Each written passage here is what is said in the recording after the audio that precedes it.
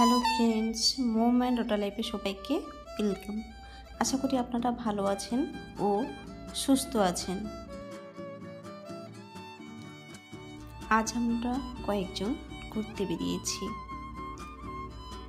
আমি, আমার মেয়ে, আর হচ্ছে আমার জায়ের মেয়ে আর দু ভাগ্নি। আমরা চলে এসেছিলাম রবীন্দ্র সদনে। তখন কিন্তু রবীন্দ্র সদনের গেটটা খোলেনি, কারণ 11টায় খুলবে, আর আমরা তাড়াতাড়ি পৌঁছে গেছিলাম। তারপর একটু এগিয়ে এসে এই চার্চটা দেখতে পেলাম। এই চার্চটার নামটা ঠিক এখন মনে পড়ছে না। মাঝখানে যে রয়েছে ও হচ্ছে আমার জায়ের মেয়ে, আর দুদিকে রয়েছে আমার ননদের মেয়ে, মানে আমার ভাগ্নি আর আমার মেয়ে। তো ওখান থেকে বেরিয়ে চলে এলাম ভিক্টোরিয়া। তো আমরা ভাবছিলাম যে বিড়লা তারামণ্ডলে একবার ঢুকবো, কিন্তু এখন টিকিটের দামটা অনেকটাই বাড়িয়ে দিয়েছে। তো যাই হোক, আর ওখানে যাওয়া হয়নি, তাই ভিক্টোরিয়াতে চলে এসেছি। এখানে এসে সত্যি খুব ভালো লাগছে। এটা নিয়ে আমি 3-4 বার হয়ে গেছে আমার আসা। আমার পিসিমাকে নিয়ে এসেছিলাম আর আমার হাজব্যান্ডের সঙ্গে এসেছিলাম। তারপর আমার বিয়ের প্রথমে আমার ননদ, মানে মেজদি, আমার শাশুড়ি মা, হাজব্যান্ড, আমরা সবাই মিলে কিন্তু ঘুরছিলাম। আর ওদেরকে জিজ্ঞেস করলাম যে তোমাদের কেমন লাগছে, বলছে যে ভালো লাগছে। ভিক্টোরিয়াটা যখন বানানো হয় তখনকার এই পিকচারগুলো কিছুটা আমি আপনাদের সামনে তুলে ধরলাম। ভালো লাগলে অবশ্যই কিন্তু লাইক করবেন।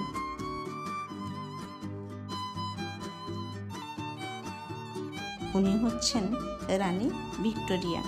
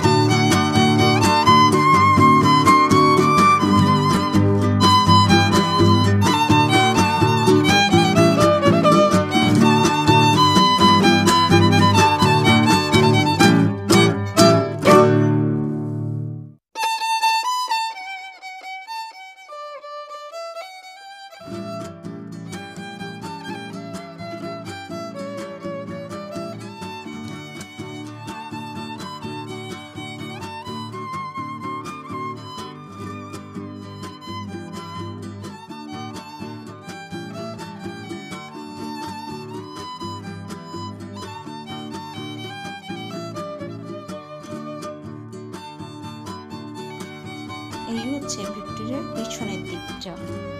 উপর থেকে এত সুন্দর একটা ভিউ দেখা যাচ্ছে। তো আপনাদের কেমন লাগছে অবশ্যই কিন্তু কমেন্টের মাধ্যমে জানাবেন।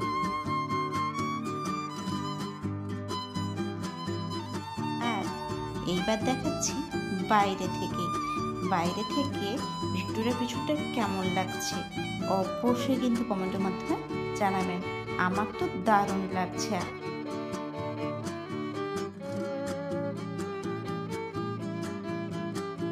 আমরা একটু সামনের দিকে যাব, যেখানে লোকজন বেশি আছে ওই দিকটা, কারণ ভিক্টোরিয়ার এই বাগানগুলোতে বেশি ভেতরে যাওয়াটা আমার ভালো লাগে না, কারণ অনেকেই জানো সব কাপেলরাই আসে এখানে। কাপেল বলতে গার্লফ্রেন্ড বয়ফ্রেন্ড এগুলোই বেশি আসে, তো এই জন্য আমি ভেতর দিকটা যেতে চাইছি না। তো সামনের দিকটা হয়ে আমরা লাঞ্চটা করে বেরিয়ে যাব। তো আমার এই ভিডিওটি আপনাদের কেমন লাগলো অবশ্যই কিন্তু কমেন্টের মাধ্যমে জানাবেন। আর হ্যাঁ, আপনার বন্ধু বান্ধবের মধ্যে শেয়ার করবেন।